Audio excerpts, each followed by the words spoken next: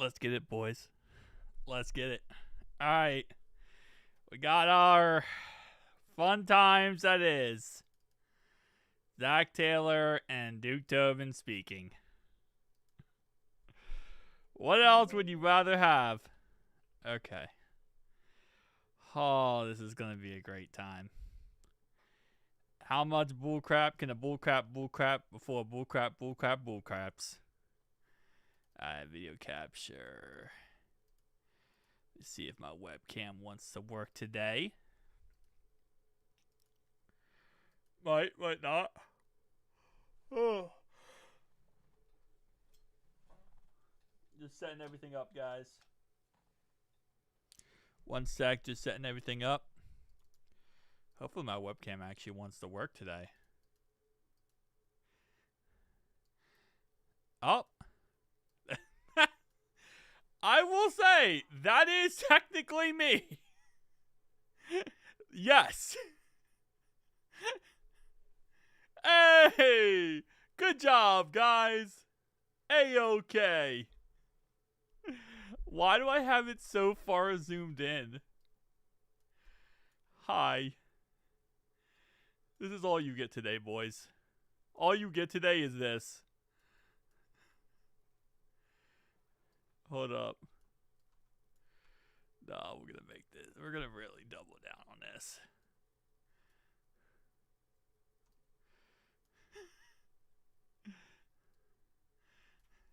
Alright. Guys, this I don't know. I don't watch basketball that much. I watch I do like OKC, but I don't watch it that much. I'm so focused now on baseball than I was football. All right. This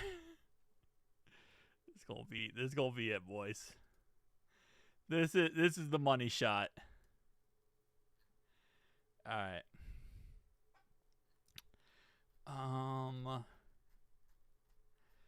When are they gonna post it? That's my next question. They said, see, this is the thing. They said 3 to 3:15, but they weren't really like 100% about that. It felt like they were kind of 50-50. Okay, let me fix my face. Oh. All right. Do that. Oh.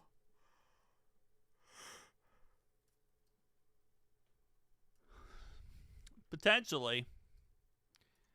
That comes down to this offseason, whether or not we do that. If this offseason is good, then maybe. If this offseason is bad, then we might have a tough road ahead of us. So, that comes down to that kind of stuff. We'll see, though. Hopefully, you go to Bengals game this year. I might. I didn't go last year. I went the year before that. I used to always go to the Ravens Bengals games, but I might. If I go, though, I'm not gonna post about it. Like I'll make a post video. Like I'll make a video afterwards, but I'm not gonna go live because I don't want to start crap at a game, man. There's people who watch me who don't like me. I know that because I hear it every once in a while. And I'm not trying to have a fight start of the game because, trust me, there will be someone stupid who would start a fight. So, if I go to one, I'll record it. I'll post it afterwards. I also don't like recording people in public. That's another thing I'm just not really a fan of. I know some YouTubers do that where they can just walk around like this and record, and I'm like, I don't like it. I know it's a public place, but I do like to give people their decency of not being recorded in public. You're going to go to Bengals game this year? Oh, nice. Nice. We're going to have an international game this year, one of the games, so keep that in mind. But I don't know if that's going to be a home game or an away game. We don't know yet, so we'll have to wait and see. Oh, Desert Island Draft. Bro, this is gonna be interesting. right, so I think it's going to be on Bengal. Okay, wait, hold up. They said Bengals.com. 14-3? Yeah, possible. I'm going to be more realistic in the aspect. I think we're going to go 11-6, but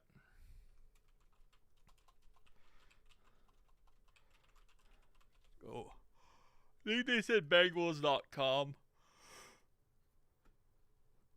was where we're going to see it. I figured they'd just stream it also on their YouTube page, but oh, what am I doing? But yeah, this is Rage Bait for the week. Hi, Beans. This is my Rage Bait for the week. I felt that. What's up, Dreamy? What's up? What's up? What's up? Oh, yeah. This is the Rage Bait for the week. Now, the question is, how long are they going to talk for? So, based on what I understand, there is no actual dedicated time limit. Like, you know how, like, normally, like, they'll go in and be like, okay, we're going to talk for an hour, right? We're going to do this for an hour. There is no time limit. That means Duke could talk for, like, 30 minutes and walk away. So, this is going to be interesting. Because this is going to be off the heart and soul of Duke Tobin and Zach Taylor. Zach Taylor will talk the whole time. He doesn't care. Zach will talk. What's up, man? What's up, Ven Mix? Probably not long. For Duke Tobin, not long. Zach Taylor will talk forever. Locked out of my main for today. What's your main? What's your main username? Tame? Lame? Fame? I don't know. Not a rapper. Not a poet. I don't know. There was something I was going to say there. Cincinnati's in the chat. What's good, my Cincy peeps? What's up, Ronnie? How you doing, man? What's up? Dayton in the chat. Represent. Don't know if anyone else is from Dayton, but gotta be somebody. All right, so it's 2:53, so we got 7 minutes before, technically speaking, and again, they're going to be late, let's be honest. They're going to be comically late. 7 minutes before, technically speaking, we should see Duke Tobin. I think Zach Taylor will start first, I would assume. And Zach's probably going to give like a good solid like 30 minutes, 45 minutes. And then Duke Tobin might come in and be like, hey guys, I'm here. We need to step up and lead the group. That was my pregame for this. Oh, you didn't even get an accountability, though? I always like to, whenever I eat my dinner, I have an accountability on the side. You know, accountability on the side and adversity on the other side. It's like adversity, one part of the dish, right? And the other dish is accountability before I eat my main meal. You know, you got to make sure you get your accountability out there because I can't imagine no accountability. You know, can you imagine a team without accountability? Can you imagine a team without adversity? I mean, we couldn't even play a season if adversity happened. I couldn't sleep a few nights, so I listened to Zach Taylor's press conference. It helped. That helps you sleep, bro? That would give me nightmares. Freaking have I'd have like paralysis where like my demon would be Zach Taylor. Oh, that would be so bad. I don't wish that on the worst. I don't wish that on my biggest enemy, bro. Freaking Zach Taylor as your paralysis demon.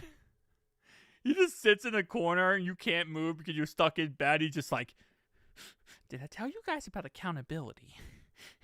Did I tell you that we're all accountable here, okay? We're all accountable. Now, let me tell you about a story that really doesn't make any sense, but it's going to be a good 35 minutes of this conversation. Oh, that would be the worst. That'd be the worst, bro. That's one person I do not want as my paralysis demon. Because, again, he knows how to talk. He knows how to say a million different words and mean absolutely nothing. I'm surprised it puts you to sleep, bro. I'd just be like, bro, I can't go to sleep, bro. This weirdo's talking. What's up, the captain? What's up, captain? Will Duke put his foot in his mouth again? He better not. Oh, 100%. He's just going to give the most PR response ever. That's why I don't know how long he's going to talk for. Like, there's a good chance that Duke Tobin only speaks for like 10 minutes. And Zach Taylor's the one who's going to really champion this time. Because, again, I don't think there's a allotted time. Like, normally when you have press conferences, they give you an allotted time and you have to talk for that time. That's why you see, for example, when Duke Tobin spoke earlier this year, he spoke for an hour, right? In an hour and 10 minutes. That was the allotted time. So he had to use up an hour and 10 minutes. So some of the questions he was answering, he would go on long explanations because he knew the more he uses up, the less questions gets asked, right? So if you have an hour and 10 minutes and I spend 20 minutes on one question, that's a lot less questions, right? That's a lot less questions I got to answer. So he learned that. But this is, I do not believe, in allotted time. So there could be, 10 minutes, an hour. It could be 6 hours. We don't know. What's up, the cow, man? I'm sure he's still going to do his typical. He's still going to try to use up as much time as possible per question. We have 2026 Flag Football Jamboree community video. Nice. Positive ways. I will they trade and tag and trade Trey. I have no idea. It is February 24th and you have the tag and trade Trey. You have 8 more days. Actually 7 more days technically. So we'll see if he does that here. But yeah. So last time he spoke, how long was this? This was an hour and 3 minutes. And the first the first 10 minutes, he did not even answer a question. He spoke for an hour and 3 minutes. The first 10 minutes, he doesn't even answer a question. He doesn't even answer anything. He just sits there and says how much he loves Cincinnati and loves being our GM for 10 minutes. So 1/10 of the actual interview was just him sitting there and bullcrapping for 10 minutes of, I love Cincinnati. I love the fact that I get to be the GM. I love the fact that I get to play for this organization. It was 10 minutes of bullcrap. That's all it was. So he spoke for 1/10 of it was just him bullcrapping, which is not surprising, but still. All right. To be honest, there's a lot of players. This is a goofy ad with Chase, yeah. There's a lot of players I will be happy with us taking in 10 overall this year. But somehow Duke might fumble it. I'm telling you, he's going to take Justin Jefferson, linebacker for Bama. He's going to take Jay Jettis, linebacker for Bama. And that's what he's going to do. 100%, man. 100%. It says, you are unable to interact with the content due to your cookie consent choices. You enable it in your cookie settings. Can you imagine? It's I put a setting that says no Zach Taylor or Duke Tobin, so I can't see them. And it just blurs their face. You know how they did with the Epstein files where they have the black box? Can you imagine as they're talking, it's just a black box? Oh, that would be so fun. That would be so fun. Hold up.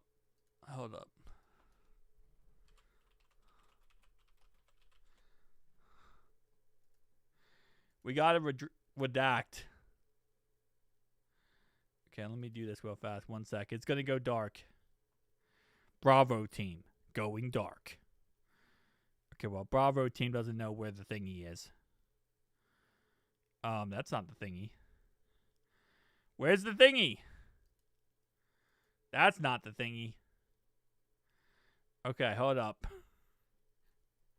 I never use this OBS thing.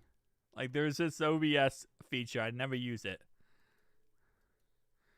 Because, bro, Bravo team could never. Red team rules. What's that thing from SpongeBob? There's blue team, green team. It's red team rules. Okay. Does that work? It does. Okay, 1 sec. We're going to get a black screen for a second, boys and girl. Dreamy, I didn't forget about you. Okay, computer. Oh, no. My computer. I wish that had a setting for Zach. I felt that. I felt that in my soul. Okay, good. I got it. Got it set up. Wait, am I? Oh, I am still here. Hey, what's up? We redacted everything, guys. We're redacting the Zach Taylor files. These are the Zach Taylor files, and we are officially redacting them. We're trying to find out who was at fault for this bad year of football. And I think we figured it out, Zach Taylor. But we're going to have to redact them. All right, hold up. Did this work? That is not what I wanted. That is what I wanted. There we go. We can now redact any Zach Taylor Duke Tobin. Snack Island. Hey, Snack Island. That's a good one. That's a good one, Ben Mixer. Yeah. Oh, don't even get me excited, Captain. Don't get me excited, bro. If he stepped down as head coach, that would be amazing. That would be the best day of all time. Oh, he's live. Guys, we're live. Okay, no, Duke. We're gonna go back. We're gonna really fathom every bullcrap that you say. Hang on, hold up. Where's the thingy? Okay. I'm redacting too hard now. Okay, thank you. Let me redact. Thank you. Okay, and now we're gonna do it, boys. Okay, let's go. For legal purposes, we redacted his face so that, it doesn't get caught. Come on. Okay. Yes. Twitter.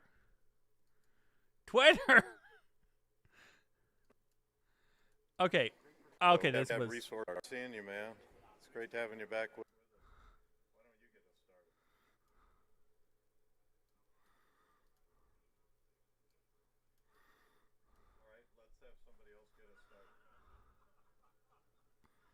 You got something.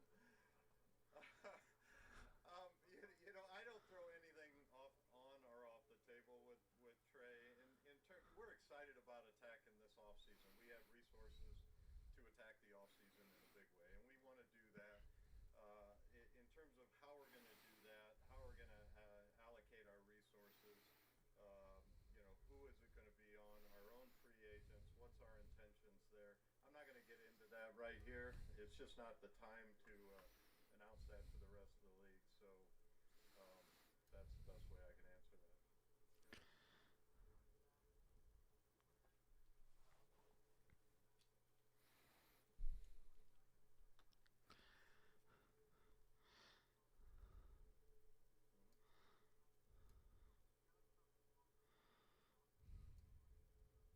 Yeah, we try to keep a lot of people on our radars for sure. And, for us individually, that we operate, pass protection's a big thing.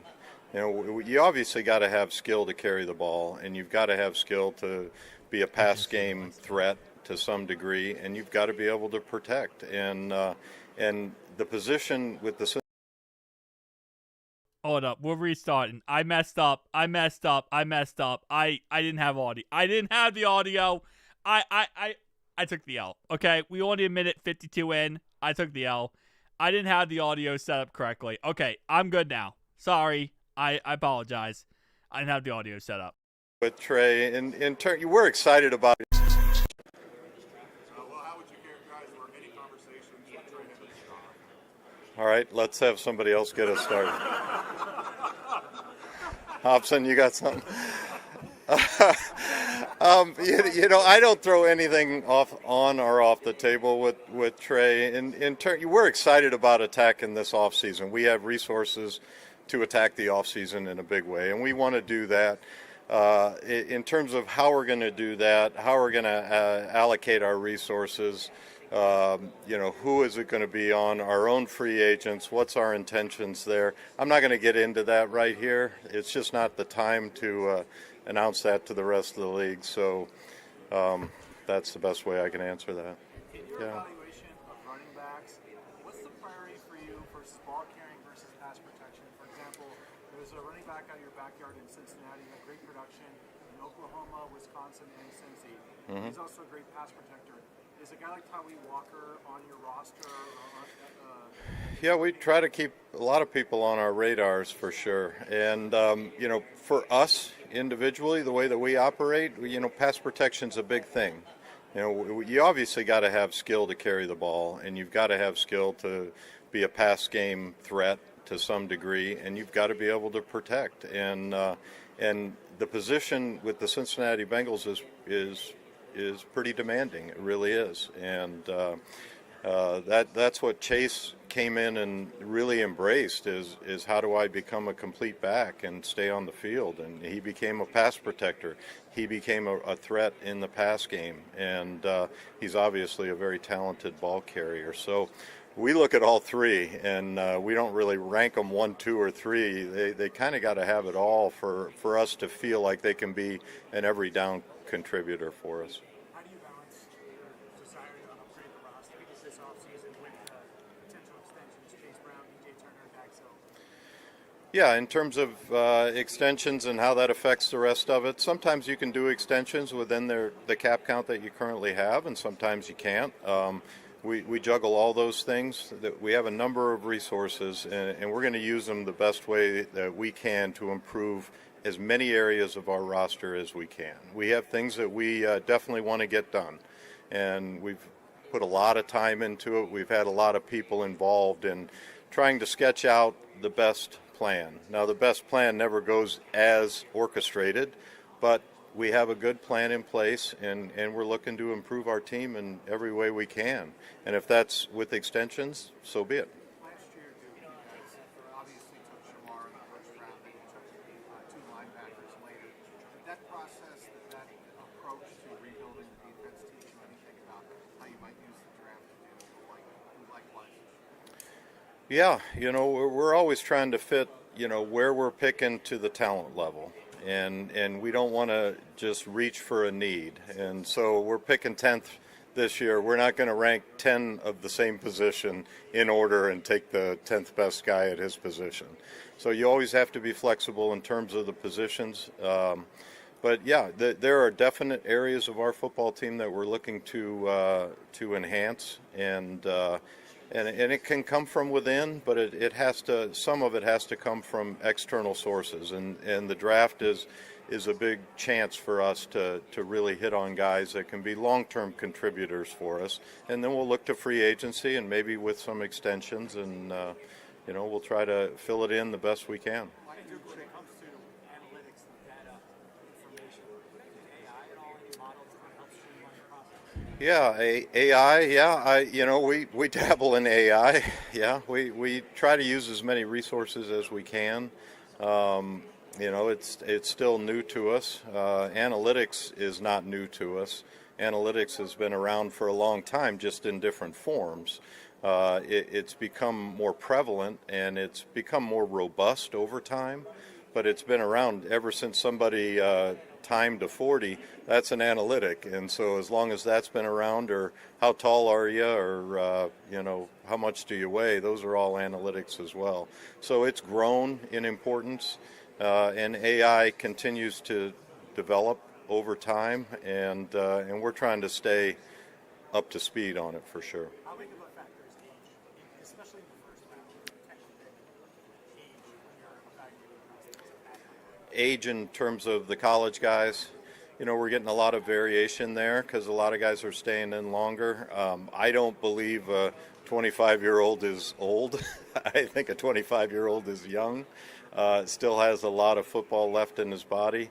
So it's a data point. It's something we're aware of. It might affect the longevity down the road, but sometimes it can also be a benefit. The guy's a little more mature in his body, a little more stable maybe in how he conducts himself in his personal life or whatever it is. But age is a number. Guys are playing longer these years, and so it's a factor, but it's not a big factor for us. While you might spend at different positions than you did enter in 2021 and 2022, when you talk about attacking the offseason, do you see yourself taking a similar approach than you did in free agency in 2021 and 2022? In 2021 and 2022, I'm kind of forward-looking, so I'm trying to think of exactly what all happened in those years. But yeah, we're going to attack it, and try to build our roster from all sources. And the draft is one of those sources. Free agency is another. Perhaps re-signing some of our impending free agents is another. Extensions so they don't get to free agency is another way to do it. But we're going to look at all areas, and we're going to try to attack this offseason and fit our needs with the right people, and that's what our focus is, and we're excited about it because we have resources to go out and do some things. Where you guys at in your conversation with Dalton Reisner, and how much did a very public kind of support from teammates, and how much does that impact talking to him? With Dalton Reisner, he came in late to the process, really fit in. I thought it ended up being a great fit for him in how we play, and he became a great fit for us and came in and filled the need for us. Did a nice job, fit in well. I've got a ton of respect for him. Really enjoyed getting to know him. He's really, a fantastic person just to be around in the locker room on a day-to-day basis. And he's a guy that we've talked to, and we'll see if we can get something done. He's got decisions to make, and we've got decisions to make, and he's a guy that we like a lot. During this time of the year, it tends to be a lot of the projections and the what ifs externally for people about specific players on other teams. I know you're not going to talk specifically about other players, but the concept of all-in continues to come up with the Bengals because of Joe, where he's at in his career. How would you guys say as an organization, you guys even juxtapose knowing you guys are fully aware this is your championship window with Joe, Jamar, and team, but also wanting to be able to protect picks in the future? Where do you guys stand with that mentality? So the question's on whether we're all in or not. I've been doing this a long time. I've never not been all in. We are all in. We are trying to get the best team possible with the resources we have. Last year we went all in. We signed over $400 million worth of contracts going all in. That's what we do. We want to be all in. We're trying to put the best roster together every year, and this year is no different. With the needs you have on defense, how much for you, Zach, does the familiarity now build the having a year of film, a year of data, things such as substitution patterns, blitz rate, how much does all that stuff factor into how you guys now have a better feel of what you need to add to that defense? I've always been very impressed with Al, and the thing, Al is very flexible. He can take what he has and make a good defense out of it. He can, and I believe that, and I think he will do that. He has a vision for what he wants to be, and it's my job to go out and fill the needs that will fulfill that vision that he has. And so, yeah, do I have 100% confidence that we'll get that done together? I do. I believe in Al. I believe in Zach. I think their vision is the right vision, and it's on the guys in the personnel department, with their help, to go out and identify guys and then see if we can get them signed. It's a two-part thing. You can want somebody and maybe they don't want you, or they go somewhere else and they're not available to you. But we want to identify the right ones, then we want to go out and attack and see if we can get them to Cincinnati. You mentioned resources. Is a tag trainer as a resource to help the team get better? We're back to Trey. Yeah, I'm not gonna talk about how we're gonna deploy our resources and what our intention is with the tag, or I'm not gonna close any doors on any player that we've had or any of our free agents up here today. I'm just not going to do that. Trey's been a great player for us. He didn't have the year he wanted this year. We didn't have the year we wanted this year. Those are factors, and we'll see where we go from there. But in terms of how we're going to deploy the tag, if we are going to, that's not something I'm going to talk about here. When you were scouting CJ, guy out Mm-hmm. how important was the 40 tag specifically, just generally Yeah, it's a data point. I think AI would have told us that it was pretty good and it was fast. That's a position, depending on how you want to play them. And we want guys that can run and cover and play in man, cover deep balls. And he showed that he had those traits. He showed it on tape. So the 40 time was more of a confirmation of what we believed he was, what we saw on tape. If the 40 time doesn't confirm that one way or the other, we go back to the tape and we determine whether his playing speed is good enough or not. But it's always comforting to know that a player you feel is fast comes out and runs fast, then you're pretty confident in your assessment.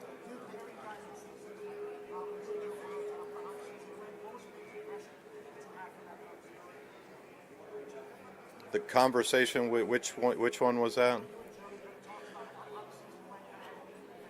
Yeah, I haven't had a real good time to sit down and have a debrief with Joe, if that's what you're asking.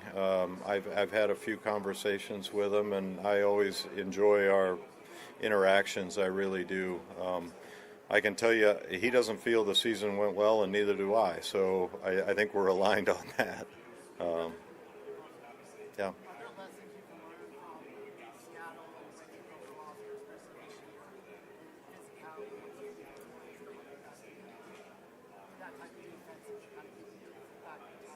Yeah, Seattle did a nice job, and they had a very good front, and they had a physical front, and they had a wave of guys that kept coming through, and that's something every team wants. You ask anybody in my position with any of the other teams, they want that defensive line, they want the wave, and we would like to get to the point where we have a couple different groups we can deploy in there and keep them fresh and really get after the passer. And you got to stop the run in order to get after the passer. And it was impressive to see, Seattle's D-line play, and they had a great scheme. And congrats to them. John's a good friend of mine. In that regard, with Shamar Stewart, how did you feel like he played and what his role maybe looks like going forward? And how much do you have to have a good feel for that to understand how you're going to maybe try to attack free agency in a position like it? I'm excited about Shamar. All of us are excited about Shamar.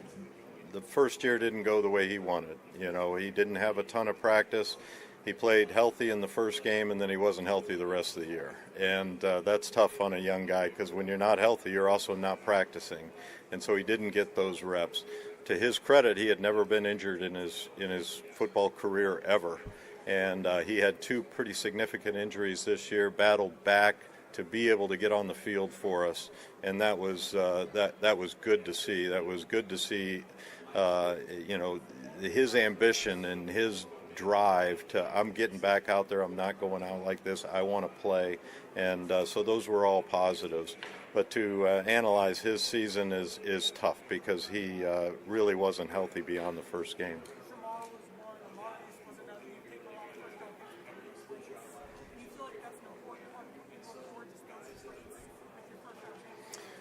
Yeah, you want guys that play football well, but you want guys that can play NFL football well. And those traits are what drive a lot of really great players. And we do like guys that are big enough, fast enough, strong enough. You have to have those things. You can't just have desire. Desire with not any physical traits, you're going to be doing my job and you're not going to be playing NFL football for us. But there's a marriage between the two. Young guys like those two that you mentioned, those guys have a lot of future in front of them, and so we want to build that future with them, and we believe that that'll be a really positive future. When you look for your next external leader, maybe to come in the building on defense. Yeah. You, Steve, Trey, sit down. What are those traits, leadership-wise, where you have a consensus of, okay, this is something we need to add more? Yeah, in order to be a leader, though, you got to have skins on the wall, and you got to play effectively, and the rest of your teammates have to know that you are producing at a high level. It's hard to lead, when you're not out on the field or you're not producing well. So the first trait of a good leader is production, is actually producing in a way that everyone respects and wants to mimic. So you have to have that, and then you have to have, the outward charisma.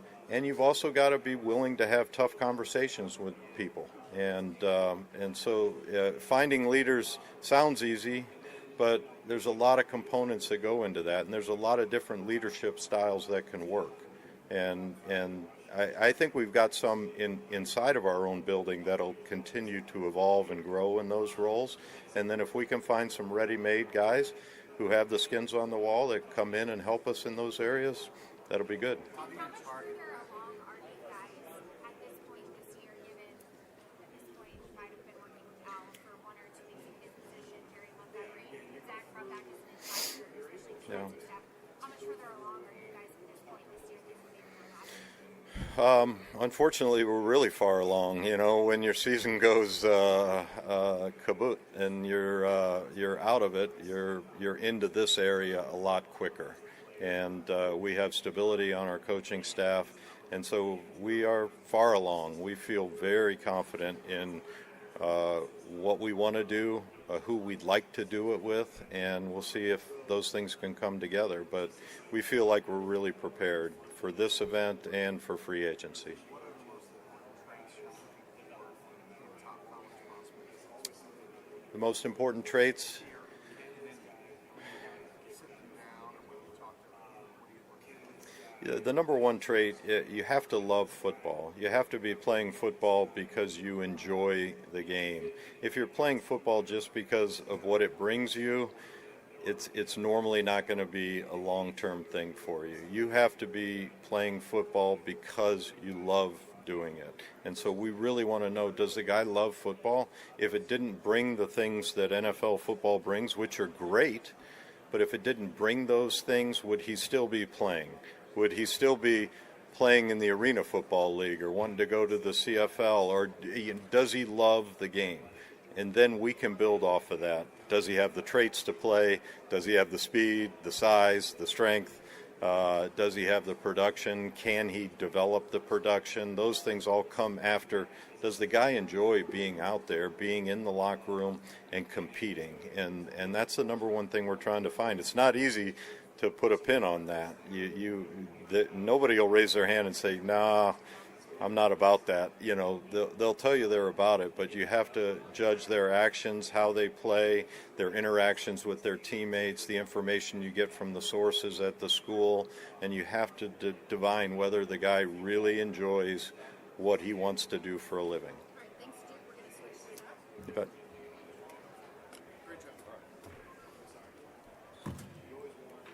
Coach, how's it feel to be the most senior? Hold up. Before we get into Zachary, okay? I think we got a lot of good points to cover here, okay? First off, number one, bro looked like he was at a funeral service, okay? That was 1,000% a funeral service. I was almost to a point where I was going to ask, who died, okay? Who died because somebody died? That man was depressed. That man was not answering any questions. Like, he did answer questions, but he gave such a cookie-cutter responses. And I did say up there, Katie decides Trey Hendrickson's franchise tag not Duke. And I truly do believe that because Duke Tobin is not allowed to make trades. He needs Katie's approval to make trades.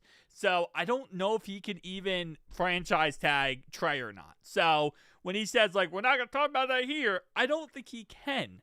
I don't think he's liable to even speak on the matter. For the most part, it's a typical Zach Taylor, Duke Tobin press conference. I'm saying that, by the way, before Zach even talks. I already know what Zach's going to say. I already know the bullcrap he's about to say. But for the most part, I'm actually surprised he talked for 18 minutes. I really expected him to talk for like maybe 5 seconds. Nah, 5 seconds. But like, I expected him to talk for like 10 minutes. And then Zach to really carry on the show. So I'm actually surprised he talked so much. Yeah,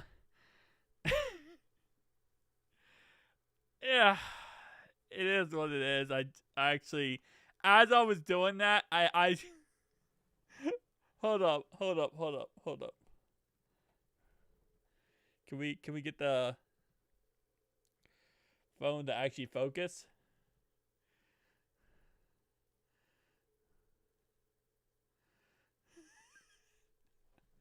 Okay, I had that set up. Anyway, I didn't think he was going to be done so quick. Like, the second he even had a chance to leave, bro just split. So, all right, let's get to Zach. All right, Zach Taylor time. Guys, if you have not done so already, make sure you just decompress a little bit. We're about to hear some really, really awful, stupid takes from Zach Taylor. So please, if you have children, put them to the side. Viewer discretion is advised. Please, be smart with this. Don't have any food or beverage in the auditorium. If you want to throw tomatoes at the screen, just remember Zach will not actually feel them because they are technically not there. Okay. We got to go with religion here, bro. Oh, wait, real fast before we get into this Zach Taylor part. What are you guys thinking about it? I know I saw Dreamy give her opinion, which, Dreamy, you absolutely killed it with some of your opinions. That was hilarious. I was dying out here. Oh, Snag Island, man. I'm just... I don't know. Like I said, I don't know. Alright, hold up. I gotta wait like 10 more second thingies because the thing's processing. Give me a minute, guys. Time to decompress a little bit. 8 minutes, yeah. So 1842, not bad. Alright, let's just get into it. For all intents and purposes, Zach Taylor's face has been redacted for legal reasons. Let's get into it. Well, it's strange. I've got a lot of respect for those three guys that competed against the last couple of years, and obviously great coaches and have had a lot of success. And so again, it's a little strange, but I'm sure I'll get used to it very quickly. Is there any impact, like tangible impact to the change in the division, or is it not really? Not for me to sit here and say today. Maybe those teams will evolve in different ways than they have over the last couple of years. Kind of impossible for me to say, but exciting for us. We got continuity, and so we got to capitalize on that and continue to build and move forward. Maybe a general question, but in your history, you were the first time all at once. What was the interview process like? How did they kind of figure that out? Do they kind of drill you in that? Who's that? Just as when you're interviewing for teams and they're asking you about play calling, how do they drill that? Just kind of a general question. How does a to be first time play caller drill that? And how do they? I'm just curious of the process how teams interview that. I think every team, as I go through the interview process with OCs, I haven't been in those. Obviously, there's a lot of Zooms going on these day and ages, and so probably less film involved and more just speaking. Dan's probably the best guy to talk to. I think he went through some of that this year, but for like Dan Pitcher, for example, he's been an integral part of our process every single day he's been here. And he and I are lockstep in terms of how the plan comes together, how we're calling it during the game, all of our discussions during the game. So I think a lot of it's overstated when they talk about a first-time play caller who hasn't called plays before. I think that's really overblown. Go find the best person and leader that can put it all together and the players respond to, and those guys usually make pretty good OCs. Well, for me, critical. But at the same time, I know there's a difference in not calling plays and calling plays, and so I'm open to that. And Callie went through that too, and he got a head job, and so I get all that. But I'm happy to have him back. I was hopeful he wasn't going to go anywhere. But again, I got a staff that's worked for me for a long time, and so I want them to have great opportunities. I want them to always be searching for more, and I think that's how you got a great staff. So they're not content. They want to continue to do more, and they want more on their plate and bigger opportunities. And so, I'm certainly open to that with Dan. What is that conversation?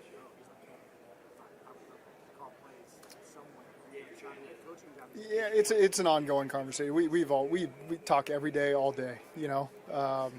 So it's not like this grand conversation that all of a sudden comes up on January 5th or whatever day it is. It's I always know how he feels, and we're really close, and so it's not a hard conversation. James, Yeah.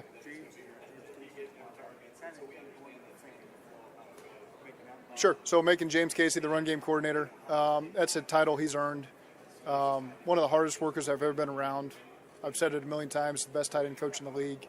How he sees the game, I think, is unique, and it's important for us to have on our staff. Every time he opens his mouth, I value his opinion because I know that it's coming from a place of confidence and a lot of hard work that he's put in to formulate that opinion. He's not just quick to speak. He's not a guy who's throwing out 1,000 ideas because he wants to be heard, he wants to talk. He's a guy that's very thoughtful that when he speaks. Our overall structure, we still have a lot of people that we trust in the run game that are still a big part of it, but I thought James was very deserving of this title because of the work he's put in over the last 7 years, and James never asked me for anything, and so I'm grateful to have him on our staff. I'm grateful for him to have this title and to be a large part of our leadership group moving forward, and I'm just excited for James. Zach just got finished saying that he feels like you guys are really prepared by the end of the agency because obviously there's a ton of coaching changes. Do you feel Yeah, that way? I do. I do. I think especially when you look at our defensive staff, light years ahead of where we were last year. We were talking scheme every day and trying to get up to speed on who our current players are because a lot of these guys were obviously hadn't been here. We just hired them, and so now we've immediately we didn't take a very long vacation. We were back in the office very quickly for the reason of being on top of free agency and the draft process, so that we can get all the information, all of our thoughts and feelings on players to Duke and his staff, and so now we can coexist together and formulate the best opinions for our team. And so I feel I didn't exactly hear what Duke said, but I know we are so much further along in this process. That's maybe the worst way to put it, but just we're in a very confident place right now as coaches. They always do their work ahead of schedule, but we're in a great place right now as coaches and can get that information to scouts. We talk a lot about premium positions this time of year, and safety isn't usually amongst them, but the trend in the league with Derwin James, Ian Murray, Kyle Hamilton, do you feel like that is becoming more of a premium position now because of the way that some teams have been able to make it really challenging on offense? I think you just those are really unique players, and so those players that you mentioned, Kyle Hamilton doesn't walk through the door every single draft, and so again, we're still going through the process of trying to find the best players that fit us at whatever position they play, and those are three great players that pose a lot of challenges for offenses that face them. We didn't play Seattle, so I'm not as familiar. But again, we're just trying to find the best players that fit us that can help us go win a championship. I know James was up next, and I'll come in. What are your expectations from a coaching standpoint for free agency? Like, do you go in expecting, hey, I'm going to add to this area, this area? Well, we go in, we go with our scouts and develop our thoughts on needs we might have on both sides of the ball, how they can help us, special teams as well. And then we jump into free agency and we get with, our scouts do a great job getting with these guys during that negotiating process and figuring out what fits for us. And then you're ready to shift if something doesn't work out to another position. It's a fun process to be a part of. There's a lot of work that goes into it. You got to do a lot of work on a lot of players because, again, it's a very quick process that happens very fast that can shift in a moment's notice, and you got to be ready to go get another great player. And so our guys, our scouts and coaches have done a great job with the evaluation process, and I feel like we're in a good spot.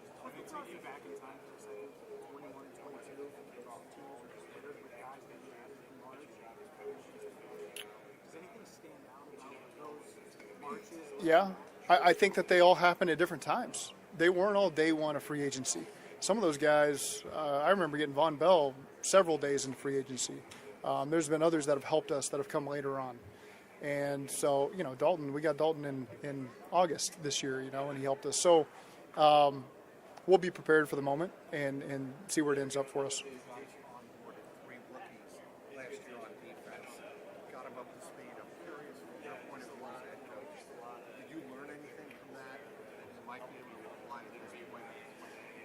It was a lot of rookies at once. There was a lot of onboarding. I'm curious if that experience has taught you anything about how you might deal with presumably another draft where you're at. I don't think so because I think every year is just different. I know I say that regarding a lot of different areas, but just putting young players on the field, it could be a different year as well. There might not be as many because I feel like we got a lot of guys returning that have a lot of confidence in, and we'll see how it fits with free agency in the draft, and I'm excited to see how that process unfolds. Obviously, every time you add someone who's never been on the team before, how do you go about the process of making sure you're identifying the right guys without maybe Every resource imaginable. It's whatever connection we have to someone who's been around them, whatever scouting report we had on them coming out of college. There can be a lot of different ways you approach it. We try to utilize every single one of them. You want to make sure you're getting the right person that walks in. You're not bringing in a problem. You're bringing in one of us, someone that fits our personalities in our locker room. And so we spend a lot of time. We're very careful with who we bring in and try to make those right decisions. Ben, I know you had one.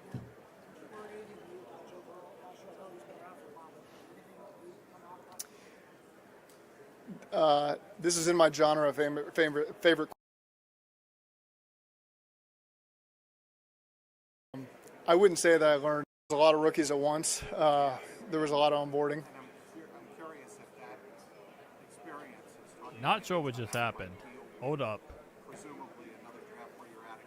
I don't think so, because I think every year is just different. I know I say that regarding a lot of different areas, but just putting young players on the field, it could be a different year as well. There might not be as many, because I feel like we got a lot of guys returning that have a lot of confidence in, and we'll see how it fits with free agency in the draft, and I'm excited to see how that process unfolds. Obviously, every time you add someone they've never been on the team before, how do you go about the process of making sure you're identifying the right guys without maybe Every resource imaginable. It's whatever connection we have to someone who's been around them, whatever scouting report we had on them coming out of college. There can be a lot of different ways you approach it. We try to utilize every single one of them. You want to make sure you're getting the right person that walks in. You're not bringing in a problem. You're bringing in one of us, someone that fits our personalities in our locker room. And so we spend a lot of time. We're very careful with who we bring in and try to make those right decisions. Ben, I know you had one.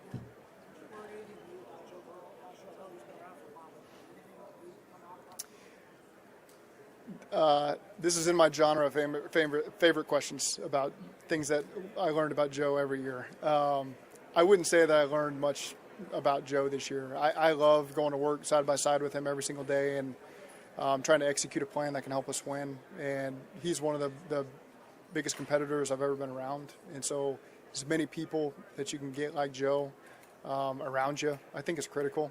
He's a champion. He knows how to win. He's won before.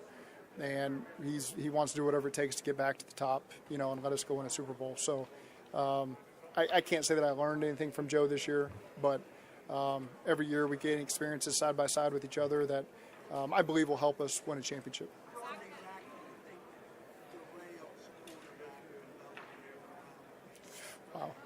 Wow. It's a great question. What derails quarterback development? I don't, I think here we have stability in our system with our coaches. So our guys know when they walk in the building what to expect, whether it's a backup quarterback or third string or scout team guy. We have a process that we feel works for us very well. I can't speak to what derails other quarterbacks. That's not really my spot to do that. I've got a lot of belief in our quarterback coach, Brad Craigthorpe, and Dan Pitcher's been our quarterback coach, and that when guys walk in the building that we're going to do everything we can to develop and get the most out of them if they step on the field.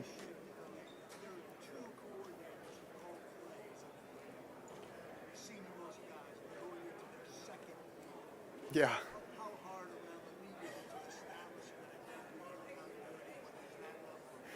Well, there's not necessarily, because there's a lot of head coaches that call the plays. And so I think that's where it starts right there. There's a lot of head coaches that call plays in this league, and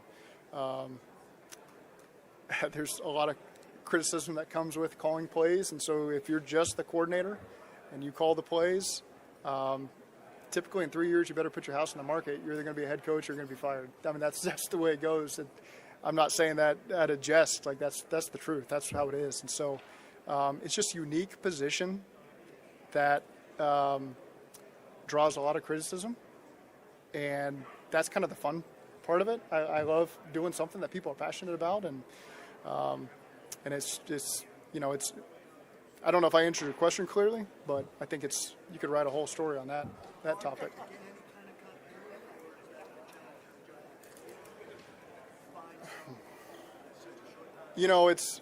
It's a topic that I haven't had to deal with because we've had continuity. I had Brian my first 5 years, and Pitch was our quarterback coach, and we've had him the last 2 going on 3. So I'm not the best to speak on that. I'm happy with where we're at. I'm happy with the process we have and the people we have involved in it. Zach, players experience injuries, how do you go about supporting them psychologically, not just physically, but what should It's a great question. I think everyone would probably give you a slightly different answer because of how their place is, and try to be there for these guys. Do I always do enough? I don't know if I always do enough. I honestly don't. And you hear players that have gone through a significant injury. I don't know if I've done when enough. You don't do them, enough, or Zach. someone was there for them. They're always very loud. This person, I appreciated that. That really helped me through the process. And that always resonates with me. I'm not going to sit here and say that I feel like I've been perfect in that area. It's a great topic you brought up because it is important. It's not a throwaway. We do have to support these guys when they go through that stuff. It's you hope it never leads to a tragedy, but I know that's a tough topic that we got to continue to be better at.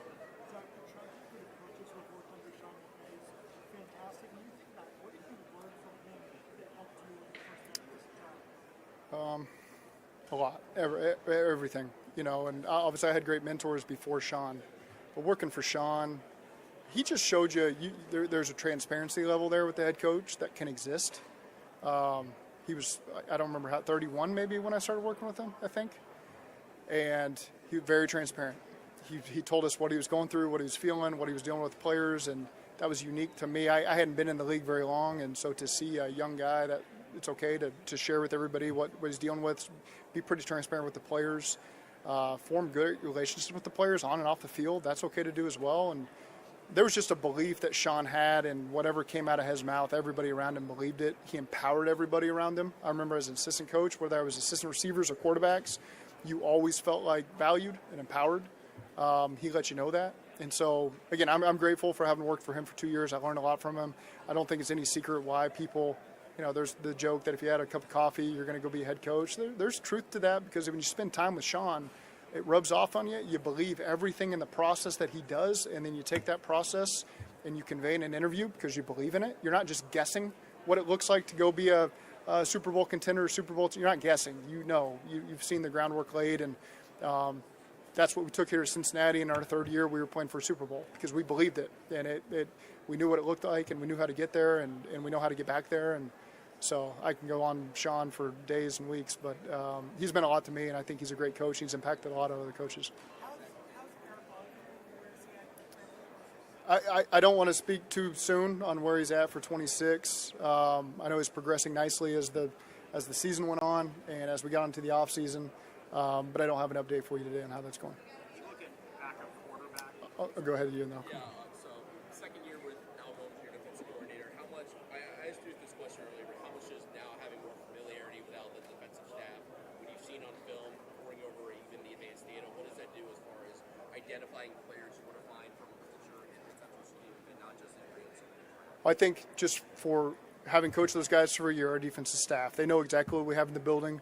A lot of young players coming on, a lot of veterans, how they fit with us.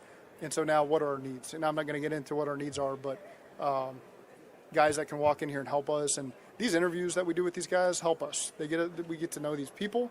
We get to put a name with the face as we watch the tape and all the traits we're looking for. And so it's exciting to have that staff back for year two and to be able to attack the draft with these guys. I think that's a lot of fun for me and for them.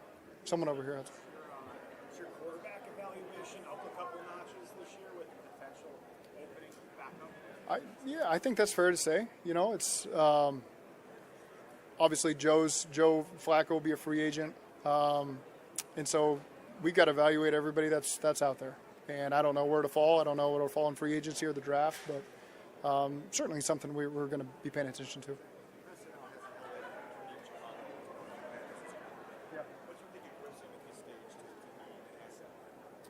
Press? Yeah. Press he's been in that role before. I think he's an incredible coach. I've never worked with him, but the people that have been around him are always quick to tell me that. I know Ben thinks highly of him. I think it's a great relationship with he and Ben. I think the world of Ben. I worked with Ben for 4 years in Miami. Been around press my whole life. So I think those are two people that do it the right way. That'll work really well together. They got a great staff there in Chicago. Ben's done a great job with that group. And so, we don't play them in the regular season, so I can pull for them, in the regular season. But I'm excited for the opportunity Press has got. Press is ready for that. And again, he's like everybody had bumps in his career, and now he's at a place where I'm happy he's there. I think Chicago's a great organization, great head coach, and happy to see him flourish there. Zach, you have used the term, you want guys who love ball. You talked about it earlier at the very end of this press conference. What are the most important characteristics you learn about the players you might have on your roster? Well, how they view the game, their football IQ. Just when you hear them talk football, you kind of get their passion for the game sometimes from people around them. You know, you try your best. Anybody I got a relationship with, trying to ask about a player, same with their scouts, try to learn more about that guy. Ultimately, yeah, you want someone that loves football. You want someone that elevates everyone around them. So you want someone who's a force multiplier. You put a guy at this spot, man, the two guys next to him are going to be better players because of his football IQ, his communication skills, his talent level. Raises everyone up a notch. And so when you can get a whole group of guys that are like that, it elevates an entire unit and it elevates an entire team. And so those are the types of guys that we're looking for. In that regard, linebacker, how important would be adding a veteran presence, not just for adding to the room, but what it could do for Barrett and Dimitri as they need to kind of take a step? I think we're open to however it will fall, you know, and so, again, without getting too early into it, we're still in February. We're not in free agency yet, draft, but I'm excited about the development of those two guys. I think they got some experience that you couldn't have bought with them on the sidelines, and so they learned from that. They have really bright futures, and now we'll just see how it falls for the rest of the spring and see what the competition looks like in OTAs.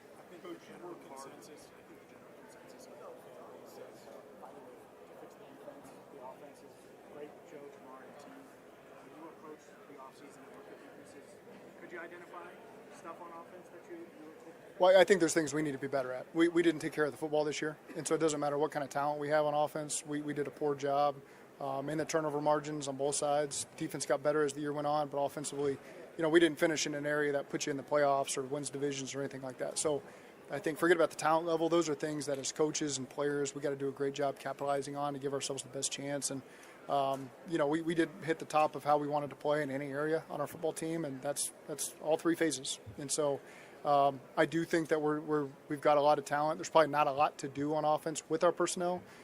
Doesn't mean we won't evaluate guys that can help us. But again, I do want us to continue to play better on that side of the ball to help everybody.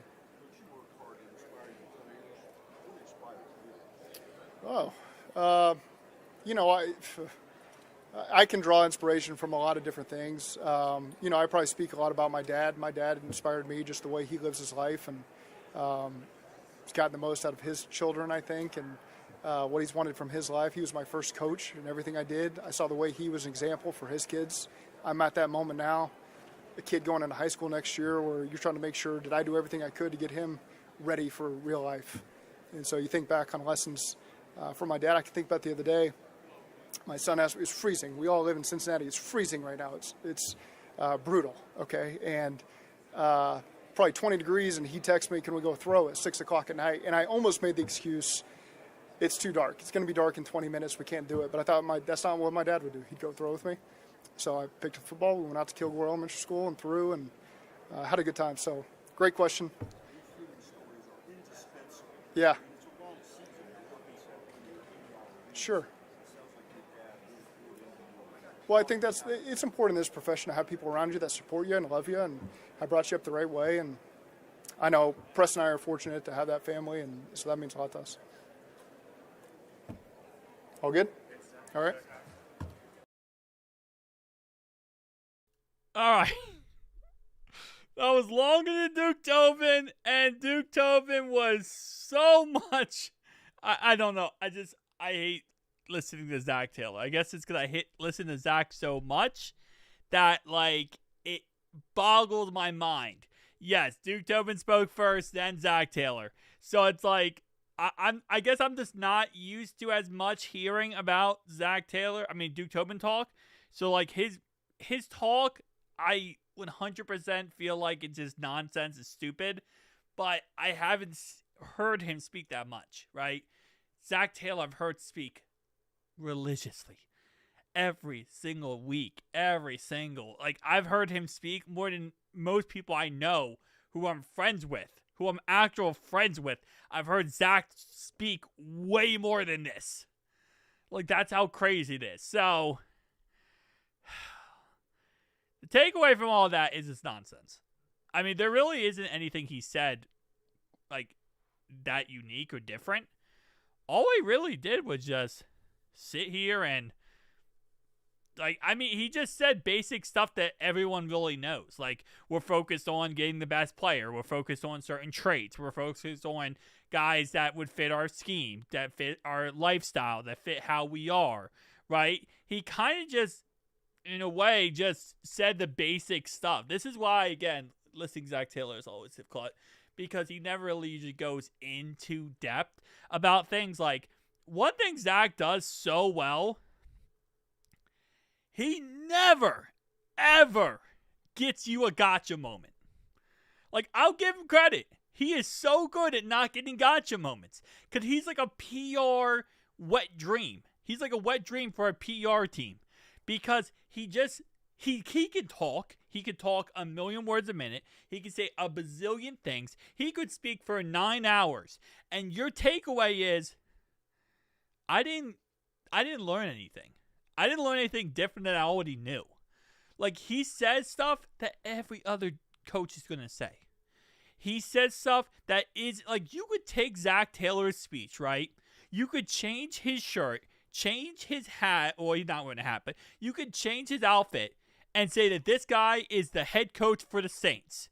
And if you didn't know who Zach Taylor was, you would 1,000% believe he's Zach Taylor for the Saints. You could take him and he could be the Cardinals head coach. And you would be like, wow, that's a Cardinals head coach. Outside of maybe saying Joe Flacco is the only time this whole press conference where you're like, oh, he's talking about the Bengals. Oh, this is the Bengals guy. Like, there's no real particular, like, this is why, again, I despise listening to Zach Taylor. Because there is no unique, creative thing he says or talks about. And again, listen, I know they can't get too far in depth when it comes to certain things. They can't give you like, oh, we're going to do A, B, C, D, E, F, G, right? But it just feels like it's so cookie cutter / like, you know, trained, and like they sit him in front of a TV and say, this is what you're going to say, this is what you're going to say, and this is what you're going to say. Like, it's just, I don't know, man. And it's like, it's not just this press conference. It's every single press conference. That's why we always get on him for like the, you know, accountability. We always get on him for his nonsense with adversity, right? Because he just says it over and over and over again. He doesn't change it up. He's just like, hey, this is my line. This is like, you know, like an action figure when you pull the string and it says like, I'm going to save the world. And every time you pull that string, it's going to say the same thing, right? That's how Zach Taylor is. That is how Zach Taylor is. Is every single time you pull that string, you're going to hear the same exact thing. And that's why. That's why it frustrates me to all bloody heck. Can you hear Dan Campbell speak? And you hear the passion. You feel the passion. You feel the anger he has when they lose. You feel him really, truly in love with this game. You don't feel that with Zach Taylor. You feel it with John Harbaugh. John Harbaugh, you feel it. Mike Tomlin, you feel it. Right? There's coaches out there, you listen to a press conference, and you can tell, man, this guy really cares. This guy really is that next level. And, like, he's going to tell you from his soul how he's feeling. He's going to give you that insight that, you know, this is particularly his insight. Zach doesn't give you that. Zach gives you the cookie cutter runaround for 3,000 years and then comes back and says, did I answer your question? I do love the fact he did that. He did, like halfway through he said, he went on a rant about something, just an absolute mollywop rant, and then he comes back and goes, did I answer your question? Like, Zach, I don't think anyone knows what the question was because you went on such a long tirade saying a million bazillion words. And I still feel the reason why he does this, I feel like he does this so you forget the point of the question. So if I ask you, right, if I say, hey, did you go to the store, right? And what you want to do if you're Zach Taylor here is you're going to tell me a whole entire story.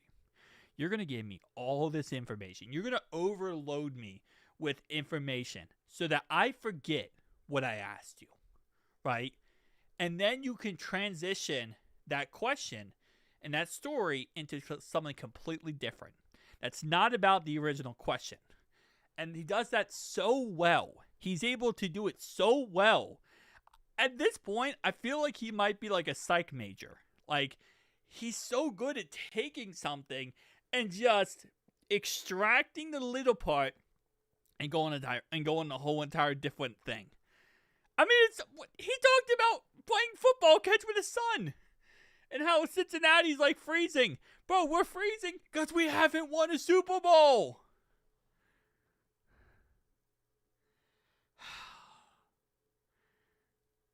Yeah. It's just annoying, man. It's just annoying. And I swear, on everything, Duke Tobin's a dementor. Duke Tobin is a dementor from Harry Potter. That's what Duke Tobin is. He's a dementor from Harry Potter. Bro went up there with zero energy at all. Hold up. He went up there with zero energy at all. Like, bro, I felt like my soul left my body just listening to Duke Tobin. This is what Duke Tobin is. Hold up. We gotta get rid of all this. Hang on. I retract. Dude, first off, Zach Taylor moves more than life itself, bro. That man is a fidgety guy, and I'm a fidgety guy. But, like, he moves so much when he speaks. I'm trying to redact his face, and, like, I can't even redact it because he moves so much. Okay. I have way too many things on my screen right now. Hold up.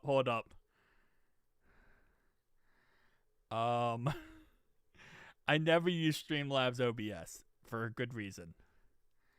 There we go. This is what Duke Tobin was during that press conference. Bro was just absolutely just, I'm not going to mess with anything that's going on here. Like, bro. Well, guys, we survived another Duke Tobin and Zach Taylor press conference. I didn't think we were going to. I thought this was going to be a situation where it was the end. But somehow, some way, we survived it. 39 minutes. I felt like that was like 6 hours. I'll be honest with you. I felt like that was like 6 hours. But that was actually like 39 minutes. That's crazy. Oh, man. Yeah. I mean, Duke, when he talked for what, like 10 minutes? 10, 15 minutes? Zach talked for like freaking... he talked for like 25 minutes. And I still don't know what he said. I haven't even processed what Zach Taylor even said in that 25 minutes. Well, I don't think anybody has processed it yet. Oh, 4 comments. What are people saying? Hold up. I'm going to have to move this over again. Oh, someone found me. We got to evaluate our talent out here. I don't know if I fall in free agency or the draft. Certainly something we'll we'll pay attention to. The clown face of Duke Tobin. I love it. Let Dalton walk would cost you incredibly little credibility you have. I don't think Duke Tobin has any credibility left. I think Katie Blackburn has taken that from him. Dalton, extend Dax, and DJ, you bunch of sheep. We do need to extend those 3 guys. I agree. It's very great. Yeah. That was a press conference. All right.